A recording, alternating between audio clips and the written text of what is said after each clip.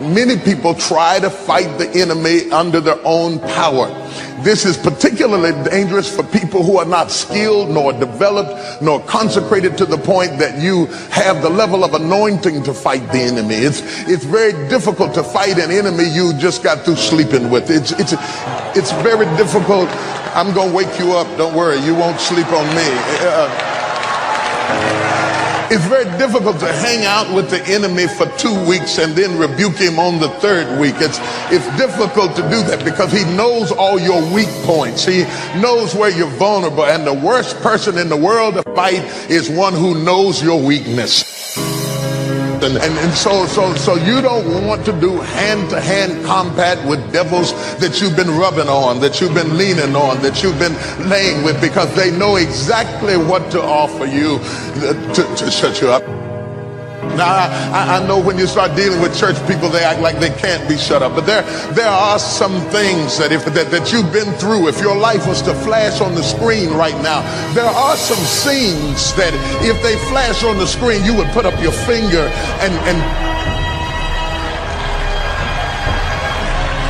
I know you got to sit there and act like you lived every day on the top of the mountain, but there are some things that you went through. There are some things you thought that if they hit the loudspeaker, you would bury your face in your pocketbook. Man, isn't it amazing now how God knows all of your mess, and yet in his goodness and his mercy, he has a way of leading you through it. The priestly nation of Israel is in a dilemma because Satan is standing on his right hand to resist him. If I'm going to fight somebody, I want to fight somebody who doesn't know where to hit me. But the problem with the enemy is he knows where to hit you. If you ever notice something about the enemy, he very seldom offers you things that you don't like. If you don't drink, he doesn't offer you liquor. If you don't smoke, he doesn't offer you a cigarette. If you don't get high, he doesn't offer you a joint. You understand what I'm trying to say.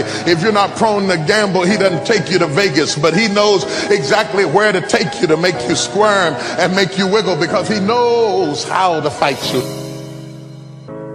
And so there is a feeling of being vulnerable and insecure when you get into a fight with a devil that knows all about you, and you start getting punched in the mouth and hit in the head and get frustrated and say, God, how can I win? I'm wondering if there's anybody in here today who's ever gotten exasperated and frustrated and tried to walk with God, and because you was up under so much attack, you threw up your hands and said, God, how can I win? It seems like to me, whenever I take 2 steps forward, I get knocked 3 steps back. Lord, how can I win? How do you expect me to come out? Because every time I get somebody I can trust, something happens to them. And every time I think I found somebody, they betray me. And every time I think I'm starting to pull it together, something knocks me back in the hole again. How can I win? Well, my brothers and my sisters, I believe I'll preach since I'm here.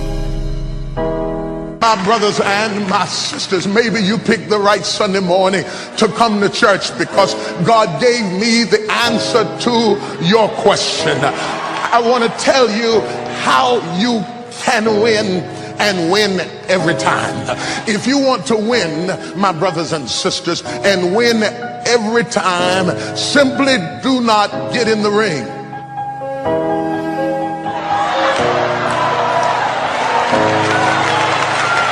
If you want to win and win every time, simply do not get in the ring.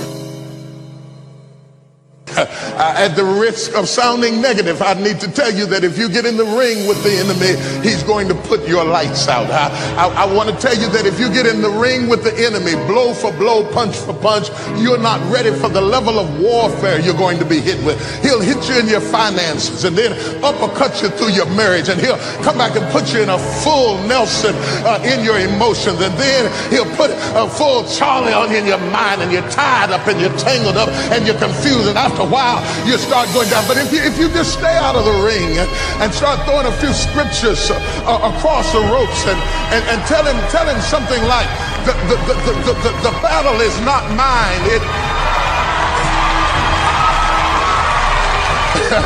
battle is not mine. It belongs to God. And if you tell him, my God shall supply all of my needs according to his riches and glory.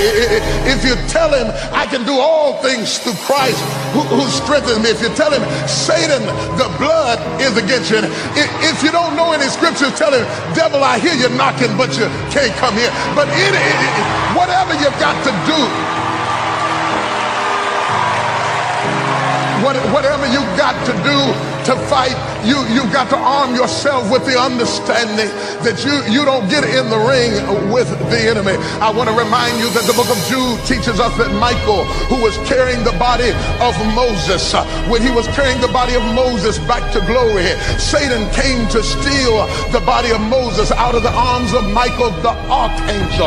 Now you must understand that Michael is not just an angel. He is in fact an archangel. He is the captain of the brigade. He is in charge of all of the other angels. And face to face with the devil, he didn't fight him himself, but he said, I dare not bring a railing accusation against you, but I choose rather to say, Satan, the Lord rebuke thee. The devil would rather you say anything than to say the Lord rebuke thee. He would rather you fight him with willpower and mind power and attitude and positive thinking and new age philosophy and meditation. But I dare you to get backed up in a corner and say, wait a minute, devil, the battle is not mine. It belongs to the Lord. And I'm going to submit my way unto the Lord. And I know that God is going to bring out. That's messages for you.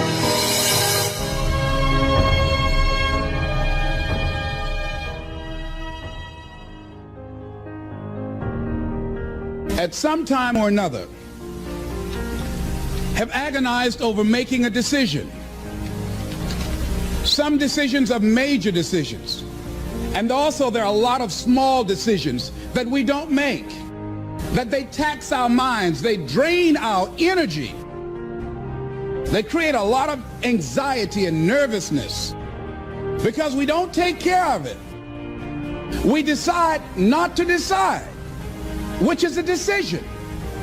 Deciding to decide, to act, is a major, major challenge for all of us at different points in different areas of our lives.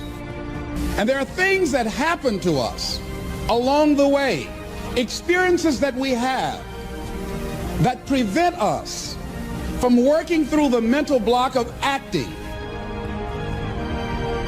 of doing those things that we know we ought to do.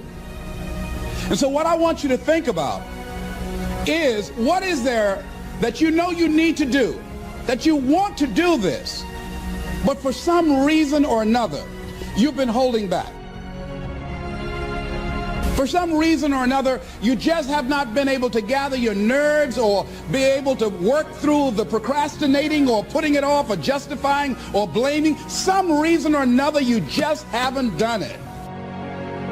And you know you ought to do this. You really want to do this, but you don't know why you haven't done it. We know that this is not easy, that you really have got to put all of yourself into it.